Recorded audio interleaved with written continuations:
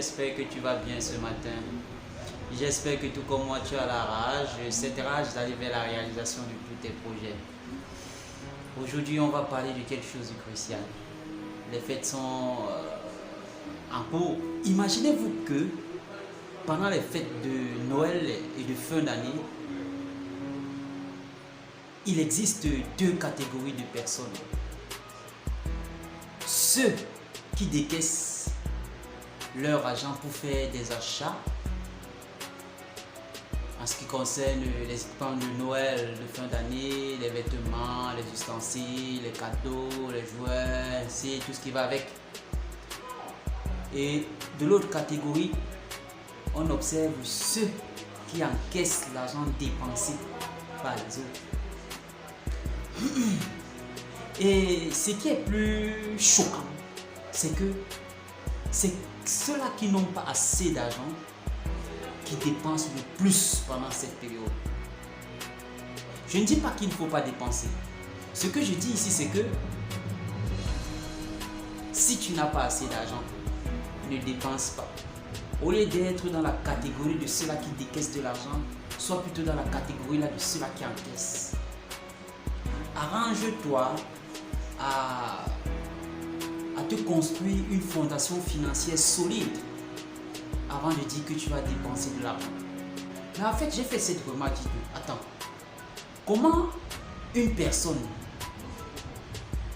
peut, déjà d'abord, elle ne s'en sort pas, au financier, pardon, elle ne s'en sort pas déjà d'abord, mais prendre tout son argent, tout son salaire, tous ses revenus, mélanger aux économies, aux épargnes, aller bousiller.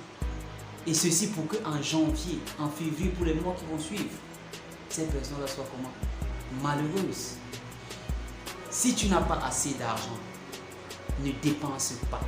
Si tu n'as pas une fondation financière solide, ne dépense pas. Sois du côté de ceux-là qui encaissent l'argent dépensé par les autres. Amigo, on ne dépense pas ce qu'on n'a pas. Imaginez-vous, par exemple, vous faites un boulot. Je sais qu'il y a des jours où vous vous levez le matin, vous n'avez même pas envie d'aller à votre lieu de service. Oui, même pour ceux qui font du business, pour ceux qui font du commerce, il y en a plusieurs. Il y a des jours où tu te lèves, le corps fait mal, tu ne veux pas sortir, tu n'as pas envie de sortir de la maison. Mais tu es obligé parce que la facture n'attend pas. Tu es obligé de sortir. Maintenant, imagine-toi le faire pendant 40 ans. Donc tu sors de chez toi à 6 heures pour aller chercher le pain quotidien. C'est là, pendant 40 ans, tu rentres le soir exterminé, fatigué. Dis-moi toi-même, est-ce que c'est normal? C'est bien beau de travailler. Le travail, il est important. Oui, il met l'homme à l'abri de certains besoins. Mais le travail intelligent, il est très important.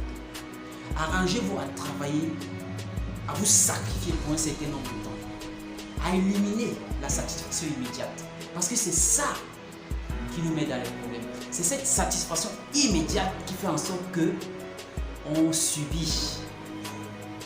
Oui, j'observe des gens. Aujourd'hui, tu trouves un papa qui a 60 ans, mais est toujours en train d'effectuer une activité physique difficile. Parce que ce dernier n'a pas su arranger son lendemain. Et surtout pendant cette période de fête-là où il y a... Ce qu'il faut comprendre d'abord pour les fêtes de fin d'année, c'est un business énorme que vous ne pouvez pas comprendre. C'est un business énorme. Si vous êtes intelligent, pendant les fêtes, vous allez gagner beaucoup d'argent. Je vous l'assure. Pendant que certains seront en train de dépenser, vous réfléchissez à comment encaisser cet argent.